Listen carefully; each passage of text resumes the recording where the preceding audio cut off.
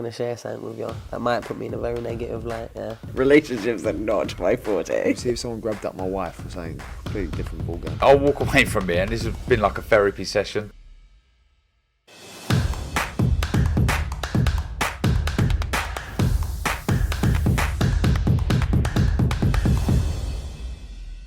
Oscar Bevis, IFL TV, proudly sponsored by Everlast. Josh Frankham joins me, mate. Good to see you. Happy New Year. How's things? Yeah, all good, thank you. All good. You all good?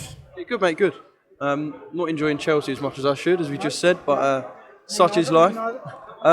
Yeah, just kind of done the open workout here.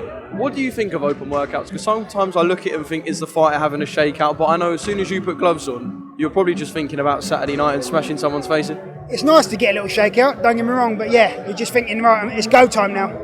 In there I could have went on for a few more rounds, it's go time.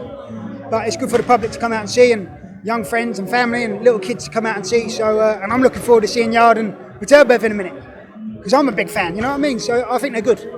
Yeah, cracking fight. We'll come on to that in a second. I was going to kind of ask how your break's been over sort of the Christmas time, but obviously you haven't fought in about 6 or so months.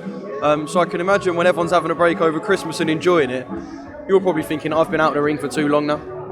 Well, I was out with illness. I thought I'd be back in October on the Ryder and Parker fight. Wasn't to be. Had to pull out again. So it's been frustrating for me. It's been I think it's been 8 months. So I'm just pleased to be back in there now, brother. Just pleased to be back in there. Crack on, hopefully get another 3 or 4 fights this year and try and get somewhere. Are you constantly thinking about boxing during this time? Yeah, listen, I was always trying to train and the doctors was telling me not to train and I was making it worse. So it's hard, it's very hard. Especially me, I train every day. And for me to have time off, putting weight on, getting fat, it's no good. Are you one of them who's kind of, I'll say tempted by the foods and tempted by the, yeah? I love food. Food's my life. So you'll see me Saturday night, straight after a fight, 5 guys. Can I have one with me if you want? I'll take you up on Alpha, as long as we're watching Yard Beterbiev at the same time. So how do you kind of assess your 2022 as a whole? What was it, only 2 fights? So is it purely because of that, you kind of looking back and thinking, yeah, it's not what I wanted? Listen, it wasn't as active as I'd like to be, 2 fights. I got a stoppage and then another points win against a fighter I've already fought before. So 2022 wasn't the best year for me. But listen, Can only get better? It can only get better, brother. Listen, I'm back now. Hopefully my health's tip-top and we can crack on from here.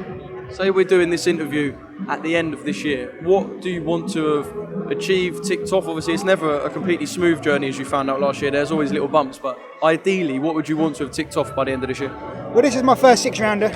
I'd like to have another couple of them and maybe another couple of 8-rounders. 4 would be lovely this year.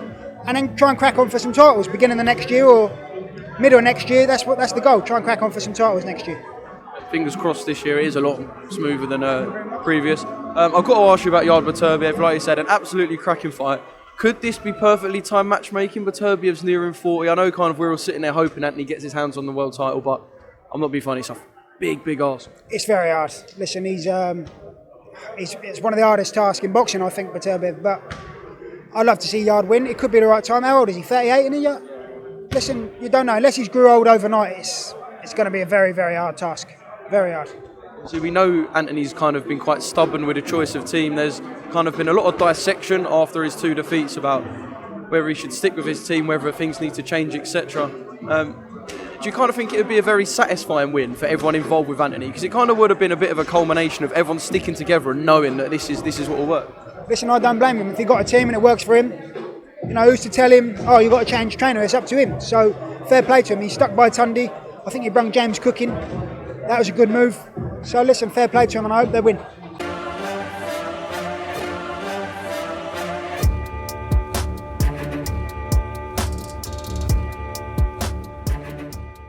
I'm going to share something with you that might put me in a very negative light, yeah. Relationships are not my forte. See if someone grabbed up my wife or something, completely different ballgame. I'll walk away from here, and this has been like a therapy session.